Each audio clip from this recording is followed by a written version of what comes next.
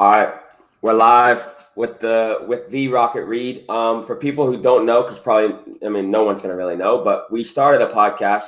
I think it was a few weeks ago. We started a podcast. The connection got a little bit lost, and been trying to get this going again.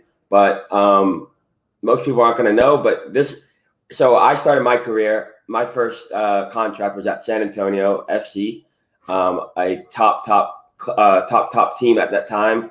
And Michael Reed was my captain, and a guy I looked up to from afar because I was a little bit, I wouldn't say nervous. I wouldn't say I wasn't really nervous. I wanted to prove myself and I wanted to get after it just like everyone else. But, for me, my thing is I don't just go up to anyone and just talk to them and just like freely and all that stuff. I see it as, there's a lot of respect there. For everyone. And I just liked sitting back and just watching, sort of. It wasn't like I was nervous or anything. I just wanted to sit back and watch and observe how people did their thing. It was weird for me because I was off and on with the team. They sent me on loan to an NPSL team for the whole summer. And then I came back and it was just a little bit, chopping and changing. So I just sort of sat back and just watched how things played out. But Michael Reed was my captain, great captain, learned a lot. And we got into it a little bit in the last one, but since it wasn't recorded, give me a little bit, a little summary of your story, because I didn't know any of this. I thought, it's just a nice trajectory from New Mexico right into San Antonio, but that was not the case. Give me a little summary on your story. Well, Andrew, thanks for having me. First of all, I appreciate you taking the time to do this, and obviously we can make this work. Nuts. Actually, my story was nuts. I'm from New Mexico. And during that whole college process, I was fortunate enough to be looked at by them, and I was looked at by other teams like Notre Dame, Santa Barbara, all those other shenanigans whenever you're, the whole college process. So I was lucky enough to have that. I chose New Mexico because I was a young, not so bright individual. Yeah. I got to Notre Dame just from sheerly academics, but instead I chose New Mexico because, I wanted to be a pro, and I thought that was a great idea, as we all did. Yeah.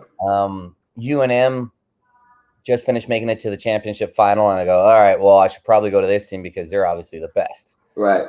And it's just the things you don't take care of as a soccer player or as a person whenever you're, I suppose, first getting into more the competitive nature. So it's like, what are the coaches like? What's the program like? What are the other teammates that they're bringing in? Right. And then it was what it was, but no regrets. I look that as a bit of a growth learning, as we all do, which was good. Yeah. Anyways, I did the university for I did 5 years. First year I ended up injured on my knee, had a couple surgeries, worked my way in, and then from there I finished up. Yep, I finished up, and then real quick, let's sit on the college part right now. Okay. What would you have done differently in the college process, do you think, looking back? Like for those, it's funny because now as a coach, I get questions all the time, like, what should my son or daughter do? Right. And they keep asking, what's best for them? Like, which school is best for them? Right. It has to be a bit of individuality. Like, you can't force them into this environment and say they're going to grow. You need to know, and the player needs to know a little bit of self-identity of what they want. I'm under the belief, and I'll stick to this, I'm happy to have any conversation, arguments, or just conversations on this. I think the college system is a waste in terms of academics, which is going to sound awful because you do 4 or 5 years of partying and you get a piece of paper at the end of it. Right. I'm like, you could have done that in 6 months to a year if you really worked at it. Right. And then when you talk about the soccer, it fails the next generation of soccer players. Yeah. Where else in the world, what do? They put them in the academies if they're serious about soccer. Right. You have players that are playing Premier League at age 17. I lived with a guy who was one of the youngest players to have scored for Everton, 16 years old in front of 80,000 fans. And he's just like, it's so backwards here. Yeah. But, it's a system. And so getting back on topic here with your question, it's kind of funny because do you like the coach? A lot of them say no. It's like, do you like your boss? No, but I'll still work. Yeah. But it's going to grow near as much as if you enjoy the environment. Oh, well, the campus is pretty, but the campus is you're playing soccer. right? You're talking about your next steps. So ask the real questions and be honest. We're just Right. not truthful with each other, ourselves, or our children, and kind of like this leeway in between. I think you touched on it perfectly there. I was going to ask you, how do you know your coach is a good coach? Because they're all salesmen, right? Yeah. And I'm not mad at that, because there is a business behind it. Like I do have to get a certain amount of players in to Yeah. pay the money for people who are on a full ride or whatever, right? I do have to do that. I do have to be a salesman. So I'm not upset with that. But then you said it as well. You got to ask the hard questions. Yeah. Like when you go to get a car, there are some people who are like, oh, this looks like a great car and it sounds like great numbers, but they're not going to ask the hard questions and be like, get down to the nitty gritty. And I think that's two things is, some players are just scared to do it. They're like, oh, this is an opportunity. I don't want to mess it up. And then the other one is like, they don't know what questions to ask. Yeah. Right. Yeah, And yeah.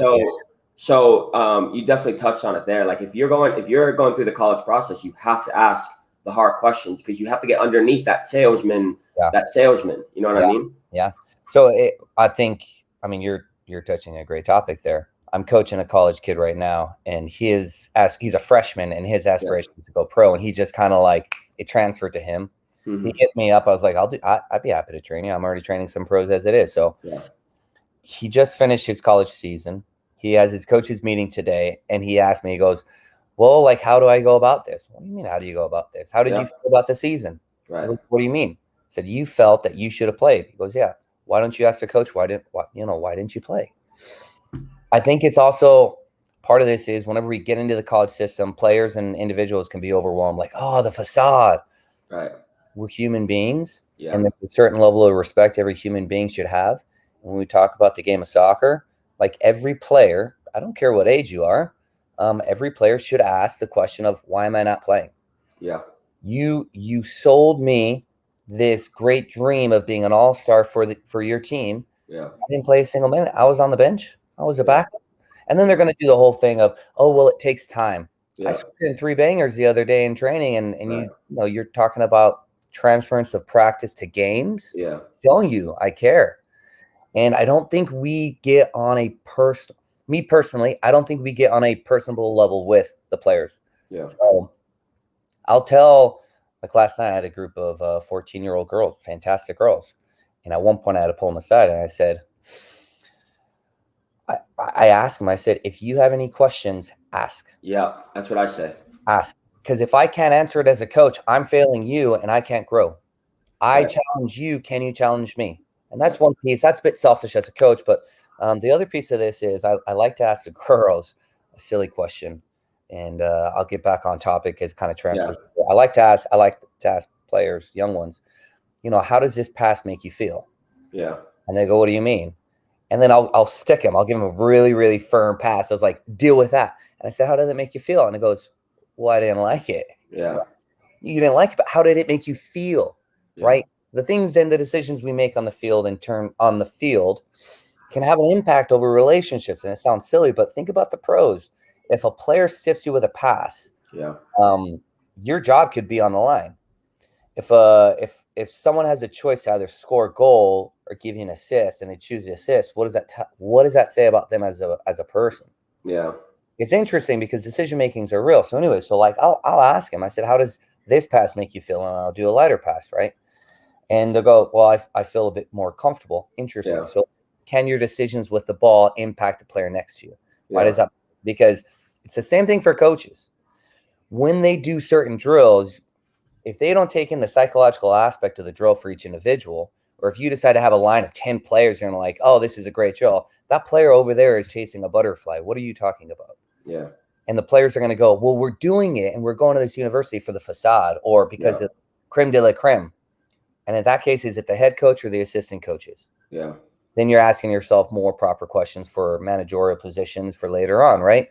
The head coach is a manager. He's not a coach. He's a salesman. And what are you selling? You're selling the education and the prospect of being a pro soccer player. So then the other question would be, how many pro soccer players have actually gone through the system? Right. Recently, long term. And then there's one piece. The other piece I would ask if I'm a college kid and I have these meetings is, one Why did I not play? Why did I play? If you are playing and you're talking about it, where were my weaknesses? Where are my strengths? And also be specific too, because I hate when kids come up. What do I need to work on? Well, you need to work on everything. Is what you need to work on, right? But it's like a soccer player. but it's like. First of all, you should know what you need to work on. If you don't know what you need to work on, then you're not sitting down and like having that discussion with yourself. And fair, I agree with you, but to be fair, I also think there's an element of when you look at youth coaches, a lot of American youth coaches prioritize athleticism and success over growth. So it's like if the game finishes, even if you won and it was a crappy game, most coaches go, "Wait, we won. Way to go. Here's your trophy." Yeah, I don't do that. You know what I mean, though? Yeah, that's a lot of coaches. 100%. 100%. I had a conversation with one of the youth academy coaches in Nashville for the pro team. And I'm going to leave his name and the other names out of it just because, it could get a little hostile and we don't do that. And he said, the coaches some of the coaches who are making more money haven't played the game of soccer. And I go, well, how does that impact it? He goes, well, the reason why this is so stupid in his eyes, because we teach basic things. They talk about just basic square passing. Yeah. The game isn't in squares. The game is in diamonds and triangles. And we talk about looking over our shoulder. So why are we not pushing the younger generation to be doing that stuff at a younger age? So let's say you have 13-year-olds. They should be playing up 14, 15 and should be challenging them realistically. If you look at Belgium, the Netherlands, PSG, I am like all of them. Those kids are playing 2 years up. But the coaches can challenge them to that level. Instead, here in America, we go, right, we're going to play the fastest kid because he's going to get beyond that player rather than the more skillful player because he can beat the player. Yeah. All right, so we lose a game or we win a game. Another piece of this puzzle. Whether you lose or win, there's always an educational moment. If the game goes smoothly and some team wallops a team 7-0, should the coach still make correcting points to challenge a team? Absolutely. After 3 or 4-0 and you see it's not even the first half of the first half, what do? 2 touches. Everyone 2 touches. You have to have X amount of passes before you can score. You have to do a third man run before you can score. Yeah. Just to the point of these kids aren't being challenged and they're not actually being pushed the way they should be to where they should be questioning the coach. You know what I mean? The ones, they soak it up like a sponge. So why can we not throw more at them? Well, it's because the coaches don't know enough. Why do the coaches not know enough here in the States? Because they stop learning. At some point, they stop learning. They do. But it's also the USSF, the whole curriculum, I disagree with. Well, not the whole, but I disagree with it. And what do I disagree with? Repetition. What's the point of repetition? So let's say you're a winger. The USSF will say you need game-like scenarios where everything needs to be in the game. I agree with that. I totally agree. But if you have a winger that can't cross a ball, how is he supposed to get better faster and help the team out whenever you're talking about an inability of a technical execution? And those are things that I think raise questions. But I'm happy to learn, and that is part of my process. Is I need to learn more, and I want to learn more. But you said it just a second ago. Is a lot of coaches fail to keep growing as a coach, but don't forget growing as a player. Yeah. They need to keep playing in the game, and a lot of them don't. And what happens? We lose our habits. We lose our ability to keep looking over our shoulder. We talk about spacing. Check to the ball. Okay, checking to the ball is something. I'm a bigger believer of checking into space. And those are things that coaches don't touch upon. Is it their fault? Somewhat, but it's also the USSF, and you talk about the education. But here, okay, yeah, so spot on, and we're talking to coaches right now. But the US, like the idea that you are a good coach because you have an A license, or you're a good coach because you have a B license, that's a problem with the system, but it's also a problem with the mindset of the coaches. It's like let me watch your team play. Let me watch how you coach on the sideline, and let me see what you're doing. That's how I judge a coach. You can tell me you're an A licensed coach, and I still think you're not that good. Because I watch you, and you're coaching the player on the ball the whole game. like my mom took a coaching license class. It was like an F or an E or whatever, just so she can get an idea of the game when she's watching my games or whatever. When I was a kid. And she said the first thing she learned is don't coach the player on the ball, coach behind the ball, coach around the ball, but don't coach the player on the ball. Yeah. I see coaches with A licenses yelling and screaming, pass it to Tom, pass it to Tom. And I'm like, I don't. So the idea that, I'm an A licensed coach or I'm a B licensed coach or whatever, or that we put so much, respect on the fact that you have a USSF license or whatever. That's a problem with, the person putting the respect on it. And that's also a problem with the whole system as a whole. But this is the lack of education. Think about this. If you are a college coach, you don't need any licensing. You just need a degree. Yeah. So that's backwards. So there's another part of that. Oh, this guy's great. Why? Because his program's successful. Is his program successful? Are the players successful? And why are they successful? Those are the questions, right? Dig in. But it's funny because the USSF is only applicable in the US. Yeah. Think about abroad. If you have a UEFA A license, let's say you coach for Manchester United. Yeah. You technically do not have the qualifications to coach any team in the US. Yeah. That is bonkers. Yeah. Absolutely bonkers. And then, I don't know. To your point, though, a lot of A licensed coaches, I couldn't agree more. I can't tell you how many of them have actually individual problems that portray onto the players. And then all the players have anxiety and they don't even know why they have anxiety. Well, I'll tell you why. It's because the guy out there is just screaming at the top of his lungs. Yeah. Like, what is this? And that's a bit of the old system as well. Is like they used to just give A licenses players who had X amount of years. Oh, you have national team appearances. Oh, here you go. Have it. Here's your certification for nothing. Right. Your experience. Fair enough. Experience plays a part, but it doesn't mean you're a good teacher. So like your mom's point, it's like, it's hilarious because it couldn't be more spot on. I was told, and I really like this, if I cannot describe this in a way that a 5-year-old can understand, I'm not doing it right. Einstein said that, huh? Yes. Yeah. Where I learned, and this is going to be silly, where I learned before I heard that the most was actually training my dog. Yeah.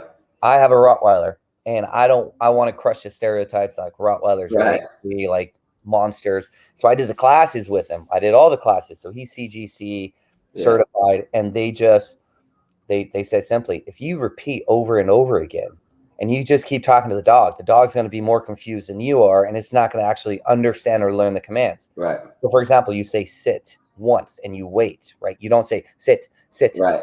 sit. I'm thinking to myself, yeah, that's a really good point, because if someone told me to sit, I'd just get anxious, like not know what to do. Well, so it's just, those are lessons of life that I think I really appreciate in transferring over to soccer. But yeah, that's the college thing. It couldn't be more ideal. And I think it's quite hilarious. But for those kids that are asking the questions, I don't think there's really a wrong question. No. It's a relationship that you're trying to build with the coach. And if the coach doesn't like it, well, there you go. You have your answer right there. That's not the Exactly. But let's keep it moving. So after your college, what happened? What happened after college? After college, I failed. I didn't make a pro team. I went on trial with, long story. Well, there's a story with this, with Colorado Rapids, who at that time is Gary Smith. Yeah. And it's funny because here's another lesson for a lot of those people who are looking for professional settings. Those things are a money scam for the most part. Yeah. And I learned that 4 years after being a pro. I spent the $550 to go for the weekend to play in the 3 games, the beep test and all that stuff. I crushed it. Great. Had a hat trick in the final game. It was awesome. The All-Star game. No problem. I was like, I'm for sure getting selected for preseason. Nope, not a single thing. And I failed. And I went back and I'm like, I have no money. I'm in debt because of college. And I don't know. I was just overrun by things and I didn't know what to do. I didn't have any options. So at that point, I joined UNM's coaching staff and started getting in the coaching world. Division I college soccer for me. And the coach was just like, intern, work your way in. Yeah. You'll train the boys you'll train the boys that don't travel. I said, okay, cool. And I did it for a year. And as I was training these boys and as I kept doing fitness and conditioning as a guy who just graduated college, I'm like, I'm going to give myself another chance. So the year rolls by and then I go on trial and just anything. I was able to save enough money. I grinded out the work that year and I just went on trial. And that's where I find myself at a combine. And it's not a scam, but it was just, these combines don't give a proper education or realistic chance for players. Yeah. I didn't know that. I was young. I was just like, I'm going to go to this thing, just like as they all do. And that's where it's massive money. Yeah. There were 10 teams. Each team had 15 players. Each person spent $650 to be there for 1 week. You had to pay for your own thing. There was maybe 75 coaches. Each one of those coaches gets paid about $1,000. But in the grand scheme of things, that organization profited so much money. And they did it all across the country. And how many players did they select? They only selected 15. And I was one of those 15. And I was lucky, and I didn't know what I was doing once again. But I thought that was the opportunity of a lifetime, and I took it. And it is what it is. Fair enough.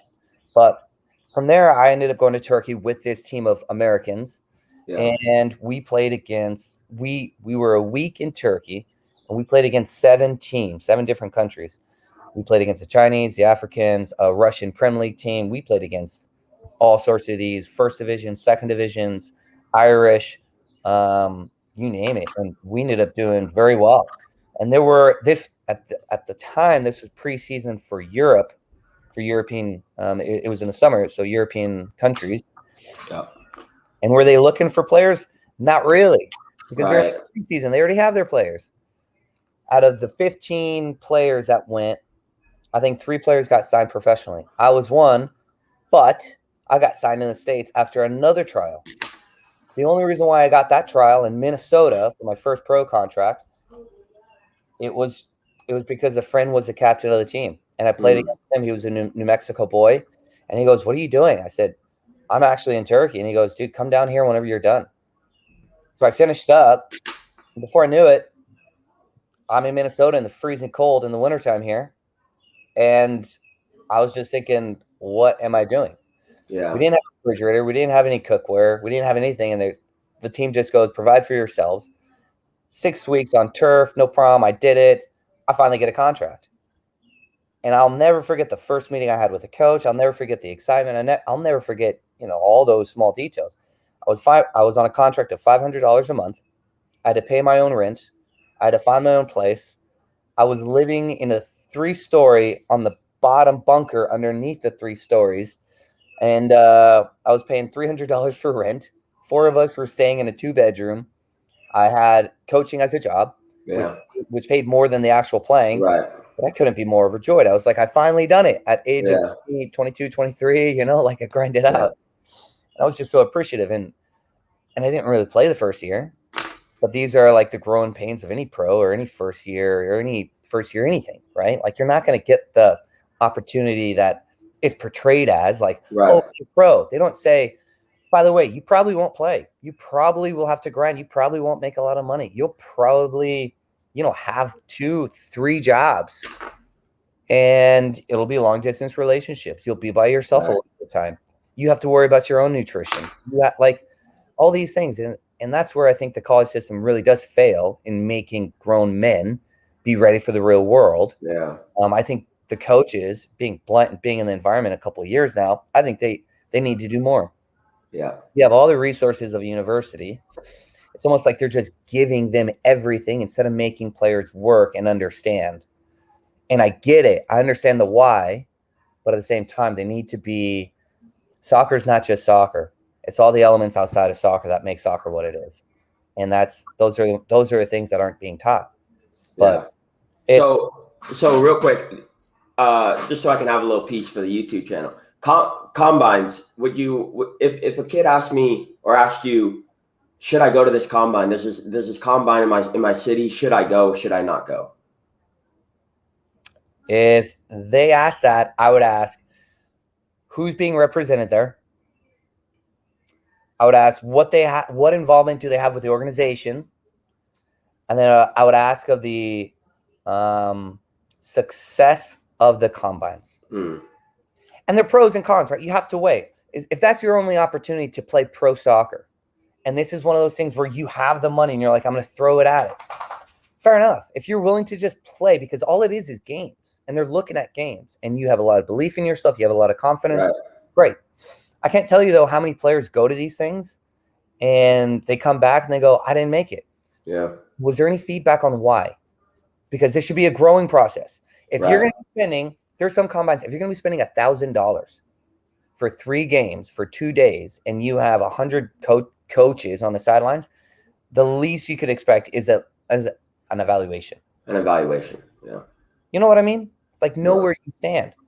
Because coaches and individual and supplementary training is all well and good, but ultimately the game is the game. So it's like, how well do you apply that to the game? Right. And how are players supposed to know if they don't get coached by one colleges, before colleges, high school? High school soccer is a scam. It's not a scam. Sorry, it's just useless. Yeah. Those are a lot of those high school coaches, and this is not to downsize those individuals, but they're not soccer-minded individuals. Those are usually teachers that are getting an extra check. Yeah. That have done it, that have been in the program, and that's part of the system with the schools and the academics and all that stuff. So I would ask the real questions that probably weigh on players' mind is like, actually, I should take that back. The questions that need to be asked are the ones that we don't want to ask. Yeah. We think combine, I could be the next pro. Great. How are you going to get there? Right. I think it comes to like, because I know what, because the funny story is I went to a combine as well right after San Antonio. No prospects after. I went to a combine, and I actually saw Andy there at the combine or whatever. We had a nice chat, and he actually put in a couple of good words for the other coaches. Yeah. And I had a friend who was an agent at the time, and he put in good words for me. So I was able to like create a name for myself before I even went. Yeah. Which for me was very smart in that situation. I had good guidance in that, and I was able to get a contract out of that. However, I didn't go to that. I went to Atlanta United 2 instead, which worked out beautifully. But I did get something out of it. You said that, and this is why I'm asking you, because you had a great combine, right? You had a great situation where you had scored a hat trick, you had played well, but is that the one you still didn't get I still didn't get a look, and I can tell you what happened, what the coach said, because I ended up playing for that coach later on, which is hilarious. Wow, yeah. But I think, to your point, because before we move on, I think it cannot be understated. I just cannot emphasize it enough. It's like networking is relationships, and the importance of that is unreal. So I think you'll enjoy this story. Last year I played in Memphis. Tim Howard, the great American goalkeeper, the coach, was a GM. He was everything. He was a player. During COVID, because COVID happened, there was a 40-man bubble where, very well, only 40 individuals can be in that team bubble. I ended up getting a kid in from Nashville down to Memphis, and he was a kid. He was 18 at the time. But his aspirations was to go pro. He trained with pros. He trained with Nashville MLS players. I said, okay, well, if you train with them, he'll be all right here. And he did all right. He did absolutely. He was nothing spectacular. Right. But he's 18. And think about it. Most 18-year-olds are being indoctrinated into college. He's playing with grown men. He's playing with Tim Howard, who's 40 years old, American caps, all of them. So it's like he did well. Yeah. He got an opportunity halfway to 2/3 way through. He got an opportunity to play with Phoenix Rising, which, as we all know, is the USL Championship champions. Like they're one of the best teams in the second division. He said hi and thank you. He said goodbye and thank you to Tim Howard, but he failed to do that to the coaching staff. The coaching staff comes to me and goes, "Where's this kid?" I go, "What do you mean?" He goes, "We have him in the session for today." This was the next day, obviously. And I go, He didn't talk to you guys. He goes, "No." And I just put my hands on my head. I was just like, he just done himself. Yeah. Our head coach at the time was a head goalkeeper coach for the national team. Like, he coached the national team for over 10 years. This guy's a goalkeeper? Yes. Well, this guy used to. So Tim Mulqueen. The guy who came in, though, he's a goalkeeper? No, the guy who came in was a player. Our head coach was a goalkeeper coach. Gotcha. Right? Yeah. He has this experience. But if you're the national team coach, you can be heard by anyone. Right. Only to say, because the kid didn't even say goodbye, right, didn't do any of that, what do you think happened? He's going to have signing a contract because he didn't network appropriately. And you call it, like we call it, networking. Yeah. Just have a good relationship. Yeah. Hi, goodbye. How are you this morning? How are you guys doing? Just Right. the things that matter in terms of everyday detail. You go to a coffee shop, you meet someone. Hey, how are you? Like, be just a good human being Yeah. outside the field. And then if you want to be a prick on the field, be a prick, because success is success, and we all know what that looks like. You know what I mean? Yeah. It comes in different shapes and sizes and all that stuff. So but to your point, like the networking, I cannot emphasize that enough. Networking is huge, or just being a good person. Exactly. That's the key. When we think of networking, and I talked to someone recently about this because he said that, oh, my it's like his brother-in-law's dad or something like that. I don't even know. But like someone in his family, in his family circle, has connections at a higher level to wherever he is, right? Yeah. And he's like, should I ask him for an opportunity or whatever? Like, what should I do? And I said, just talk to him about soccer. Ask him about what's going on in his life. Just be like, just create a relationship. Create a relationship. You don't go in. I heard this recently from someone I follow. It might have been Gary Vee or something like that. You don't walk into a bar and ask a girl to go home with you first thing. Hey, you want to go home with me? No. That's a really good analogy. Can I buy you a drink? How's your day? Even like the more real you can make it, the better, right? The more comfortable they can feel, the better. Well, yeah, you're spot on. You're spot on. And only to add to that, it's not like you don't go up to the girl thinking she's the hottest girl in the bar. Like let's say she's the hottest girl in the bar, and you go bar, and you're gonna go, I'm gonna take her home. Right. You don't know her personality. She could be a psycho. Right. So what's the first thing you do? You kind of like, let's see if she's a human being. You know what I mean? Because that matters more. My sanity matters more than this whole facade. I don't need to be involved in some of these crazy scenarios. The kid, for example, he goes, when I called him up after it, I go, what are you doing? What do you mean? I said, why did you say goodbye to Tim Howard and not the coaching stuff? Well, because it's Tim Howard. I said, you just played against him. You just scored goals on him. You played with him. Did you not build the slightest relationship with him? Yeah. And in his head, he was thinking, I just scored on Tim Howard. Yeah. Meanwhile, I'm thinking, you had a good technical piece to bend the ball around, right? Like you found a way to get the final product. Mm-hmm. You found a way to finally score a goal. And he's thinking, I scored on Tim Howard, not the building blocks to the goal scoring. It's like, that's the same thing with life. That's the same thing with anything else that we do. It's like college, ask the questions that are going to be important for your health, for your sanity, for your mental, everything. Yeah. But we don't ask questions because we don't know. Right. So it's a hogdosh, man. It's crazy. It's one of those things, like people, like I've been thinking about this recently. Like when people, they're like, "Oh, I don't want to lose this opportunity." Well, what are you losing? You don't have first of all, I was going to ask you this as well. Like, what is it? Like, I'm going to ask you in a second, but like, what is a professional soccer player? Like, what is a professional?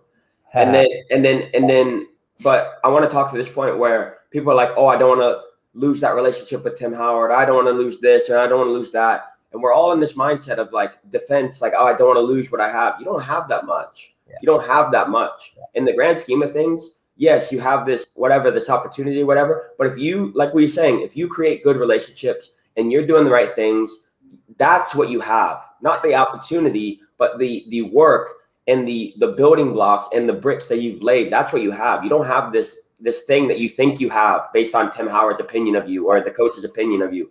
If Tim Howard called you up and said, "Screw you," your whole thing is done. You're gone. Your whole mindset is done. But if you have your confidence in your and the things that your beliefs in your own work and the things that you're actually building, then who's going to take that away from you? The coach's opinion doesn't matter. Me sitting on the bench doesn't matter.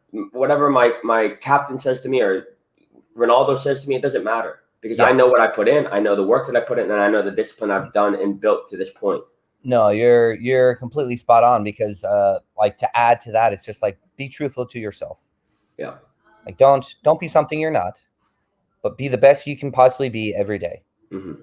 And that's different for everyone, obviously. Like we all have a little baggage of our past for the most part. Yeah. It's like, how do you manage that? How do you manage your body? How do you manage your spirituality? How do you manage your health as a whole? Right. And oh my gosh, it's just so funny, man. It's so funny. I think of it. So I'm in Nashville currently, right? Yeah. And I'm trying to start my own thing here. I've started my own thing here. And it's just funny because like when I was the captain, there was a facade. Yeah. I couldn't be bothered by it, but the facade was quite curious because it wasn't like it was in San Antonio or Minnesota or anywhere else that I've played. And the reason why is because the culture here is a lot different. Yeah. I was on a rooftop. It was the off season. I was on a rooftop bar in Nashville. They have dozens of these bars, right? And I was hanging out with some friends. I was catching up, and one of my friends introduced me to this individual. And she seemed like a lovely person. She was a bit petite, like, you know, you look at them, you're like, you know, you seem like you have yourself put together. And hi, you know, I'm Michael. I introduced myself like you would anyone else. And she goes, hi, I'm Kelsey. You know, what do you do? And she said, I'm a singer. And I kind of laughed. I'm like, you know, isn't everyone in Nashville? Right, in Nashville. Right. Like it's Nashville. Yeah. Okay, funny. And then she introduced me to the husband. His name's Morgan. All right, Morgan, you know, nice to meet you. What do you do? He had an accent and he's from Australia. And immediately we started talking soccer and rugby. And you know what it is. Oh, what is it like there? Oh, like I'm hungry for a little bit of info. Talk to me. And it's just like a fun time. And, you know, the wife and I, his wife and I had a laugh here and there. We had a few drinks. We, you know, loosened up and, you know, it was a fun time. And it was funny because, you know, she asked me, what do you do? I play soccer. And, you know, okay, cool. You know, play for Nashville, you know, and she goes, oh, that's cool. That's cool. And she was authentic about it. Yeah. It was Kelsey Ballerini. This woman who has millions of views, who sings on the radio all the time, things like that. But you could tell that she just authentically just wanted to be appreciated for who she was. Right. And for me, I didn't care that it was Kelsey Ballerini. It's just one of those things where it's a funny story looking back. Right. Now we're friends on Instagram. Like her our eyes, it's kind of a cool little thing. But at the same time, to your point, there's this facade. And instead of just appreciating people for who they are, we tend to get caught up in the facade. And it's like, is he genuinely, this person that I've met, is he genuinely a good person? Right. And for me, it's like, I would like to hope that I'm striving to be someone that helps, encourages, and pushes someone to be a better self rather than someone that's just worried about myself. And just like you say, networking. I just think my best teammates are my best teammates. Like my best friends are teammates where whenever I was down, they came about and they go, mate, it's going to be all right. Let's push hard. Let's push harder. Right. Like I believe in you. Let's go. Yeah. We're going to make the most of it. And that's leadership in its finest form. Yeah. Right. Just individual leadership. We get caught up in, I'd say more so in the youth. You look at older generations, they just, they do them type of thing, which is fair enough, you know, but what impact do you want to have on the sport? And can you have an impact that's for the good rather than the bad? And I just think we live in a very, very challenging time right now with everything going on. And there's not many people that do it. I think there's social media vomit. Right. And that's like, for me, that's a piece that I really, in trying to figure out like how to have an impact, that's authentic. Yeah. Not this is what I think and this is what I am, but really whenever I come down to my actions, I'm something else. And that's difficult, isn't it? That's just honest, and that's being truthful.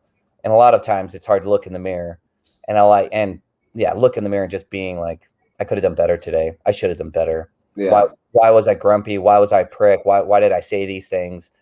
And why did I do these things? And I don't think we really review our days at the end of it. And I think that's important. I think that's a big piece of this growthful process. Yeah. But it's interesting, that story about whatever her name is, because I have no idea who it even is. But it's interesting you say that, because when I went to San Antonio, like I wasn't like again, I wasn't in awe of anyone or anything like that, but I was just sitting back and I was paying attention, and I was just seeing like who are the better players, who's the leadership, and all this different stuff. It's actually funny. Robert Greene talks a lot about this with mastery and stuff like that, about when you get into a new situation, don't get into every conversation and try to, this is who I am and this is what I no, but it's like sit back, see who the leadership is, see how the coaches coach, see all these different things, and see how you can integrate into it, right? Because everyone wants to come in and make an impact and all this stuff, but what you're actually doing is you're creating a me versus them sort of situation. Yeah. But anyway, I watched you, and I would see you obviously as the captain and stuff like that, you know, one of the better players for sure. And I would look at it and I would say, oh, in my head, and a lot of people do this, in my head, I formed this story of your life. I said, oh, he went to New Mexico. Okay, it must have been just New Mexico to the MLS, couple of years there, and come back to San Antonio. Like, I thought you had this, it's never an easy ride. I knew no one has easy rides, Yeah, you know, 100%. but I thought it was MLS, you know, now we come into at the time, the best team in championship. Like, it's always been a good, easy, you know, easier ride for you. But then but listening to your story, it's very, very similar to my own, right? It's very, very similar. From college, had a very good college career, you know, did the things I did there. And then I went and had no prospects, no nothing. I went to, you know, I had a good relationship with Darren way before all that. You know, he's like, oh, just come in and just start training, whatever. I trained, and he's like, you know, I think you did well, but we obviously have no money. Okay, great. I would literally just play here if you give me an apartment. Okay, great. Apartment done. We're there. And now I'm playing. Next thing I know, I'm like, okay, Darren, okay, I kind of want to play now. I kind of want to play, whatever. And he's like, okay, go. You know, I played in the Open Cup. And then he said, you know what? Okay, go to this NPSL team. I went to the NPSL team that Matt Barnes coaches. And basically, I said to myself, I had these standards for myself. I'm not going to go there and be that kid who's like, oh, I'm a pro and everyone else is just whatever, less than, and all this. I went there. They gave me the captain's armband, and I truly believe, you know, subconsciously, I was, you know, learning from you a little bit. Like we got to fight, we got to work, and we ended up making it to the final. Yeah. Now we were full of college kids, so we had literally like five of our teammates, like five of our team who had been there the whole time in the final. So we got smashed in the final. But I wanted to come back and show Darren and be like, look what I did. I deserve to play. And then I ended up making my debut as a pro against Timbers and all that stuff. So it's funny and then after that, nothing. And then I had to go to that combine. And then, you know, so it's very similar to your situation and your story that now I'm learning that. But going back to what you're saying about Mrs. Ballerini, is you see these people, and everyone watching this podcast does this. You see these people, and you create a story for them. And you're like, oh, it must have always been this way. They must have always been on top. They must have always been the captain of the team. They must have always had these skills and this ability to persevere and all this stuff. And that's not the case. That's not the case. You're just seeing the tip of the iceberg. You know, it's the cliche thing. The iceberg is way bigger at the bottom than it is the top. Oh, it's nuts, man. It's nuts. I think it's kind of funny because you look at, I'd say, the process. Let's use college, for example. You know, college is 4 years, right? 4 or 5 years. If you're really good, it's shorter than that. But the process of being a freshman, maybe even high school, we could use high school as an analogy. Yeah. But the first year you go in, you're overwhelmed by like, God, these guys are huge, they're big, they're bigger than I am, they're probably more skillful. And the moment you see it, it's funny, the persona. And I love the persona because I love looking at a room or going in a room and seeing how people react, or you see the confidence. You can kind of get an aura just based off of their haircut. Right. You know? And it's funny because if a guy's thick or big, you know they either work out or they're naturally gifted, right? You can start putting together the pieces, but it's funny how we make certain scenarios the absolute biggest monster we've ever had in our lives, when really it's just you're in a room with a bunch of guys. Right. It's fascinating because that freshman to the senior, think about the confidence whenever you go in that fourth year and you're just like, we're doing another year. This is what we need to do. Meanwhile, you see the freshman, and you're like, oh, he's being a freshman. He's being a little turd. You know, this, rather than, all right, I was at that stage at one point. Yeah. How can I make him skip certain levels that I had to go through? Exactly. That was always my mindset. And that's why I'm doing what I'm doing now, because I've always been a mentor. From 15 years old, when a 13-year-old would come into our high school or to our middle school or whatever, I would immediately be like, hey, like I'd be tough on them, be like, hey, like you need to be doing this better. You need to be doing this. But I'd also be joking with them, like making them make them feel comfortable. Yeah. But it's funny that when you walk into a new locker room, you always give other people like this amazing story. Like, oh, Reedy must have gone to the MLS and, you know, lost in the MLS final. And then he got let go because that's how soccer is. And he just got unlucky or whatever. But my story is, oh, I'm just a kid from nowhere. And I come in here and we're always the underdog in our own story for some reason. And there's always a story. There's always a story. Yeah, exactly. Last year, Memphis, I get to Memphis, and I didn't hear about this until about halfway through the season. Once like COVID happened, I was just like, I'm gonna bring guys together. We're gonna have a board game night. We're gonna do this and like make sure we keep the team camaraderie. And after about the second week, I finally had a guy come up. He goes, dude, you're not what I thought you were supposed to be. And I go, what do you mean supposed to be? He goes, you're with Nashville. You were the captain of Nashville. They won MLS. I thought you came down here because this reason, this reason, this reason. I'm thinking, hold up here. Reason one, you thought it was because I was a crap captain and player. I appreciate that. Fair enough. Okay. Yeah. Two, you thought maybe I did something politically in terms of bad terms with the coach. And I just got tapped. And I said, dude, check out my Instagram. I got a video of me breaking my ankle in half. Like, have a look at that. And my next challenge and journey wasn't MLS. And I had to accept that. I would have loved to have been. I would have loved to have been a crew, right? My next challenge and journey was another psychological warfare of coming off that experience. And you know, anyone who's endured an injury or surgery knows the struggles, but it also knows the growth that comes with those struggles. Right. It's a daily thing, you know. You redefine your habits, and you kind of look at yourself like, I could have been doing this better. To rebuild, you got to rebuild yourself. Yeah. And it was funny because my brother coaches in Minnesota, and he just messaged me about a girl who broke her ankle, and he goes, "Do you have any words of advice?" And I had to break it down. I'm like, yeah, embrace the journey of pain. Because the sooner you embrace that journey of pain, just like any journey, like life, the sooner you can make those gains. Because if you fight it, if you fight the pain, if you don't accept the psychological warfare, and what I mean by that is like, I'm not good enough. I can't come back. I'm never going to be able to run again. I'm never going to be able to kick a ball again. I'm never going to be the same that I was. You're right. You're not going to be the same that you were. Right. But it doesn't mean you can't be better in a different way. Right. And that's huge.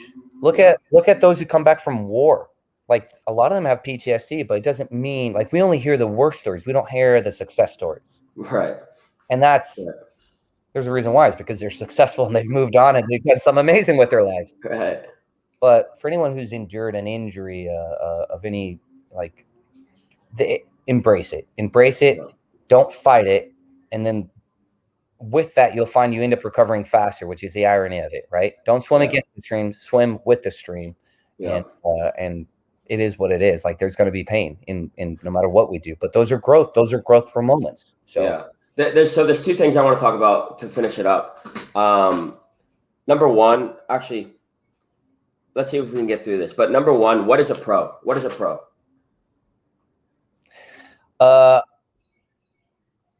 Great question. I would say when I look at the best pros, I look at those who are consistent. Consistently their individual best. Yeah. And people go, well, that's a broad statement. You're right, it is a broad statement. But you show up early, you get your prehab done with. Yeah. You're mentally tuned in, so you listen to whatever music you have to. And every day, you're finding a way to either push yourself or your teammates.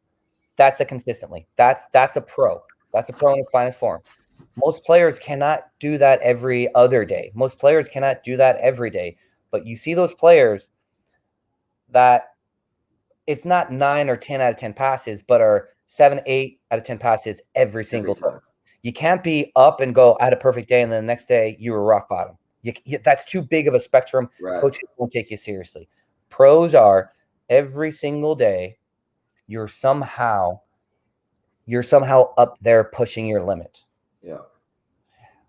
The idea is not to be your absolute best every day. I like the idea of being your best every day. Right. The idea is being your best whenever you need to be your best. The idea is to be a pro, consistently being better than average. I mean, if you can be the best every day, you wouldn't be in the second. You'd be Messi or Ronaldo because you would not be MLS. Yeah, you would be abroad.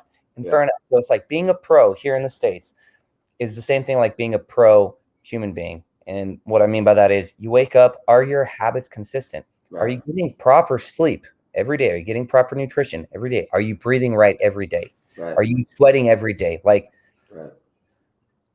life shouldn't be, and soccer shouldn't be, you just go to work and then you finish work and then you just watch television or play video games. Right. You have a life to live. And how can you maximize that life? If you're playing soccer as a job, fantastic. Why don't you make the most of it and enjoy it and be the absolute best you can be? So being a pro, what is being a pro? Consistent in all of that stuff. Nutrition is included in that. But the mentality of every day that you know mistakes are going to happen, you move on from them, and you constantly push yourself. Yeah. It's not rocket science. Right. It really isn't. But the biggest issue that I find in this, as I coach pros currently, is that they struggle with the mentality. And what I mean by that is, like, they make a mistake, they're down. Yeah. You're completely down. You can't be. Mistakes happen. Okay, we move on. Okay. If you have one bad cross, guess what? Yeah, it's a missed opportunity. Right. But guess what? You get to work towards another one. Yeah. It's a game of problem solving, but instead we are overcritical of ourselves. Yeah. We have negative thoughts and emotions about it, which only compounds negatively. Yeah. And we don't realize the bigger picture. And the bigger picture is really the impact we can have on others and ourselves during this process. Right. It's consistency. It's absolutely consistency. So I have two sayings that I say every single day to IG Live or a podcast or whatever, and that's always consistency over intensity. People want to go hard at every single day, and that's impossible, first of all. And second of all, if you go hard today, like just in general, biologically, if I go all out today in the gym, if I max out or I do as many sprints as I can, tomorrow I will be sore, and I cannot necessarily do that again. Yeah. Right. So if your goal is to go 100% every single day, that you can't do that. Yeah. So my other thing I've been saying is, what is your minimum? Ronaldo's minimum is, way higher than my probably maximum. Right. But he got there as levels. I've been saying this a lot lately, is that Ronaldo and Messi did not get where they are because of hard work. They got to where they are because of consistent work. They've been doing it for 25, 30 years. Yeah. Like just every single day, incremental gains, and it's now compounded, and now they're just on another level. No, that's a great point. That's a great point. I think it's interesting because when we talk, and I failed this part in terms of describing it, but the mental part, right? Yeah. Mental part in the intensity is just as important as the mental part in recovery. The more we can recover, the more we can max out when we're trying to max out. Sure. And we don't do that. We usually say at, that medium, and I get that, like that solid medium gray, and I get that. Yeah. But with the world, they say 10,000 hours, right? And I keep thinking of this as like, I enjoy 10,000 hours. But if you do 10,000 hours at a mediocre pace, you're going to be a pro at mediocre. Yeah. So when we get the opportunity to train, yes, intensity, to your point, right? It needs to be consistent. But when we are intense, we have to be fully engaged mentally. For sure. And that's consistency. Rafa Castillo, for me, he was such mentally, he scared the crap out of me. Yeah. Like his bald head, his tattoos, his facade, the whole thing scared. And whenever he got angry, but he was, as a pro, he was so focused at being his best when he had the opportunities to be his best. That's why he played pro soccer for over 20 years. Yeah. And you're right. It's not rocket science. It's just hard to attain that focus and level of discipline for a longer period of time. Right, for sure. If you don't get the results in 2 weeks, what happens? Well, forget about this. And like, you weren't really dedicated in the first place if that's the reason why. Right. I've been saying as well, I mean, I've been talking about this for a while, but like every diet works. Every workout program works. The problem is people quit when they don't see results in a day and a half or 2 days. Like, or we make excuses for not doing it, and then we go, it's like you chose to take one less hour of sleep to watch television. Right. Do the pros outweigh the cons? Because the next day you're tired, you actually can't focus as much, and who's to blame? But this, and this. That's cool. No, that's cool. If you want to make excuses, that's fine. That's on you. That's not on me. I will provide you with a curriculum or an experience, and I want to better you. But you can't better yourself if you choose to make these decisions. we look for other people, to help us with the things that we're not even willing to do for ourselves. Like, oh, I need a personal coach. Yeah, but okay, you do need a personal coach, but are you even working out by yourself? Are you even going to the so that's why I bring up what's my minimum, because my new thing now is I just need to make it to the gym every single day. That's it, right? Because I've gotten into a with COVID and all that stuff. I was like working at this, I was working at different things, and I wasn't going to the gym every day. I was like, oh, I'll go 4 times a week or 5 times a week. Yeah. Right. And I realized that no more of that. Like, get to the gym every single day. Yeah. And 5 times of those gym sessions are actual working out, lifts, running, all that stuff. The other 2 are, I just made it to the gym. Great. Perfect. And then I'll do yoga or something like really light because I just need to master showing up every single day. Yeah. Right? No, you're spot on. It's the same thing with soccer, right? Show up to the field. Exactly. Yeah. Show so, to finish this off, whatever, if you're watching this, whatever your goals are, you need to take small steps every single day to get there. And I've told people, like, my sister was like, oh, I want to get fitter or whatever. So I told her, do 1 push-up every single day. That's your minimum. If you want to do sit-ups and abs and all these different things during the day, that's fine. As long as you get 1 sit-up done a day, you win. You win the day and you move on. So most of the time, that 1 sit-up or that 1 push-up would end up being 5, 10, 15, whatever. But as long as she got that 1 in, she was good. And by the end of the year, now you have 1,000, 2,000 push-ups under your belt, which you didn't have last year. Yeah. Right. And as you get more and more and more and more, now it's like, oh, okay, now I'm doing full-on workouts. It's been 2 years since I've missed a day of doing 1 push-up, because you got to make it so easy. Because have you read the book Slide Edge? I haven't. No. There you go. All right. There you go. No, you got to read that book. It's literally about this guy who's like, literally, I'm gonna read 10 pages every single day, and he just read whatever. And he said he did that with everything in his life. So literally, what I'm saying, like, just make it to the gym every single day, and that'll compound over time to now. Yeah. Just by going to the gym, I feel healthier. So now I'm not going to drink that Coke, or I'm not going to drink that. Like, just feeling healthier and just doing 1 little thing every single day. Yeah, no, I think you're completely right. I think it compounds. You have compounding interest on that, and it's so applicable. And then to add to that, it's like, what are your goals? Right. Because if your goals aren't strong enough or aren't scary enough, then you're not going to actually fulfill going to the gym every day. Right. You're gonna make reasons not to go to the gym. I know a girl who was talking about. She goes, I'm really nervous about this. What are you nervous about? Oh, I'm about to get my breast examined. I think I have breast cancer, and she was terrified. And this was a month before. And what did she do? She starts going to the gym, but it's too late, right? Guess what happens? She gets the scan. She's cleared. They go, we want to see in 6 months, and she gets right back on the drink. She gets right back on the bad habits. Yeah. Oh, and you're like, you just had a scare of your legitimately life. Yeah. That's not scary enough. And apparently for her, it's just not right. That's just stuff that it happens all the time. People lose 600 pounds. You're like, people are like, oh, this is fun to watch. I'm just thinking, how? But the thing is that 2 things. Number 1 is the idea that we are not comfort seeking creatures. We are discomfort avoiding. Yeah. Right. And what's more uncomfortable? Is it drinking the Cokes that we've been drinking for the last 10 years, or is it, oh, I don't drink the Cokes and maybe I lose weight, or maybe I don't lose weight, and then it's like that risk, whatever. But the key thing is that as easy as it is to do the right thing, it's just as easy to do the wrong thing. Yeah. And so we are a collection of the millions and millions and millions of decisions we make every single day. What we have now is the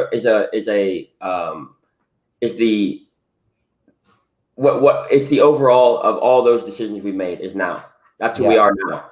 And so it's very simple to make a switch and become someone else, right? We just have to make different decisions. That's it. Yeah. But I wanted to tell you a quick story that I heard recently. It was very funny. It was like this. It was this dog. He's laying on a nail, right? And he's just whining. And it goes on for an hour, 2 hours, and then the neighbor comes over because he's been hearing this dog just whine. He's like, why does the dog not just move from the nail? And the owner goes, it doesn't hurt bad enough. It doesn't hurt bad enough. So it's just like, there are people who are literally sitting on this nail or sitting on this extra weight or all this stuff. Like the person you were talking about, she was so scared. She was so scared. And now she's clear. So now it clearly didn't scare her bad enough. So now she's just like, oh, okay. Then I'll just go back to what I was doing. Well, have you ever heard of the ASH study? I believe it's the ASH study. No. ASH? No. Very simple. They decided to do a study, I think it was in the 70s. And this was on culture, society, influence, kind of like the sheep they talk about. Yeah. Simple. There's 4 people in a room. Oh, yeah. I have heard this. Yeah. And there's like 3 of them lied about what was going on. And the 4th one, who was a case study, always went along with the collective. Right. And we do that. And we don't ask questions. And we don't do what's best for ourselves. And it's not to say I'm selfish. It's like, what are we following? What are we becoming? What do I want to be? How can I max myself out completely? And we don't ask the questions. Right.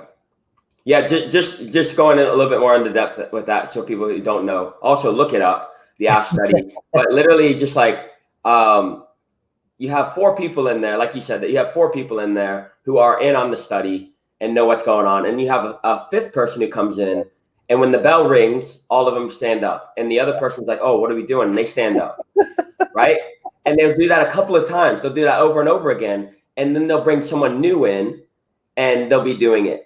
They start taking people out, right? The people who have already been in there, they start taking them out. So now there's 3 people in there, and 2 of them are brand new. Yeah. There's only one who was actually in on the study, and they'll do it. They take that last person out. When the bell rings, those 2 people who are brand new still stand up and sit down. They don't know why they're doing it. They just do it. Yeah. And that's why I tell every single person, don't believe a word I'm saying. Look it up or try it out for yourself. My mom taught me that at a very young age, and it's helped me so much, is that don't believe anything ever. Don't believe in religion. Don't believe in, anything. Look it up, try it for yourself, and truly make it a part of your belief, so that when someone's asked, why do you do that? You know why you do that. You don't just say, this is just how I've always done it. This is what I do. Why do you drink the Coke? Oh, it tastes good. Okay, but you know the health benefits and the health risks and all this stuff? Yeah, but it's not close enough to home. It's not close enough to home. So, but time's up. I appreciate it. Michael Reed, I appreciate it so much, man. And also there's a ton of stuff I wanted to talk about also, but I think this is a great podcast. I think there's going to be a lot of value taken from this. And I hope to have you on again and we can talk about more. Absolutely, man. Thank you for having me. Happy to do it. I appreciate it. And I'll see you soon. Sounds good, brother. Later.